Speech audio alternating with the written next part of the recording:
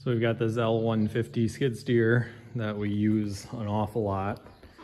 And over the time that we've used it, the front plate's gotten a lot of play in it. And you can see how sloppy everything is. So we actually bought a different front plate for it and new pins for it. And we're gonna go ahead and replace that.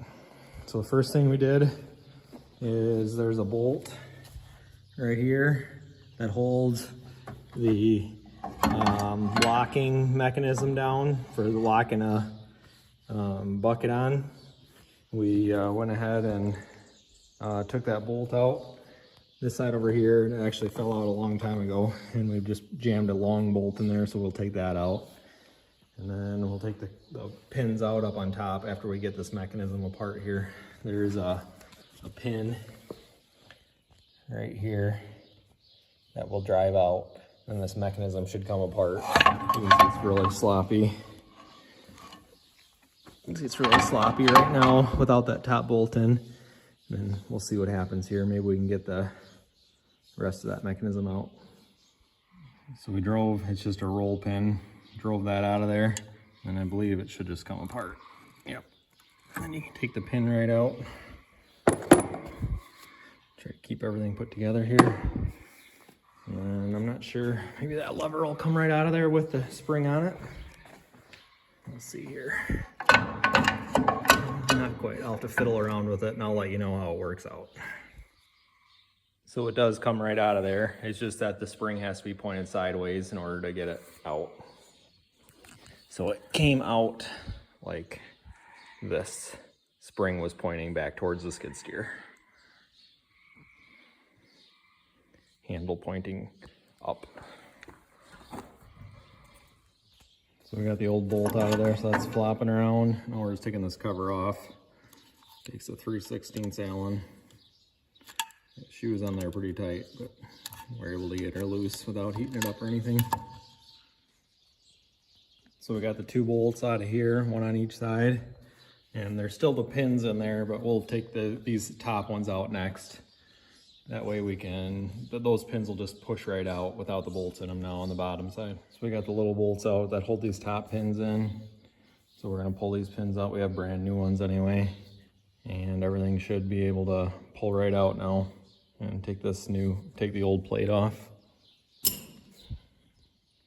All right, we got it off here. Just laying here now. You can see these were the pins that were in it.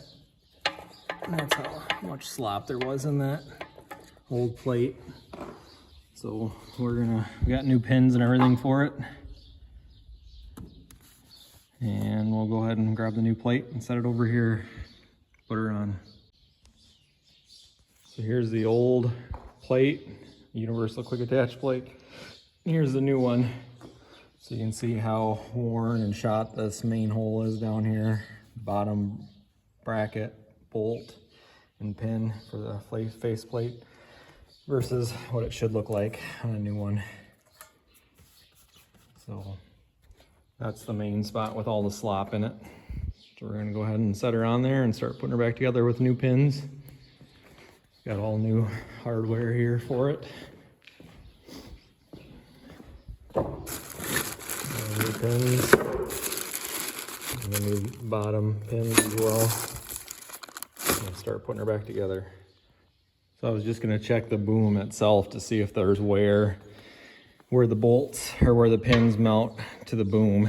And there's a little bit of slop there, but once you tighten that bolt down, I think it'll pull in pretty tight.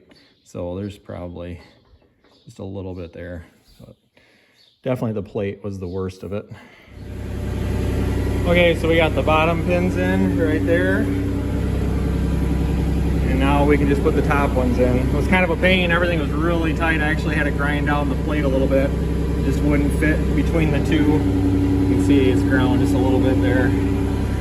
But we were able to get it on. I just put a block underneath, and then Connor helped me push down on it, while that way it would push right in there. So it's really, really tight, which is good. It still moves, but it's pretty tight, so better that way than the old way. So we got her all the way put back together, new pins and everything.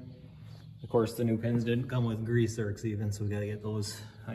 We got a box of them. And then this side is good. I gotta tighten it down, but this side's missing that bushing and I gotta grab one.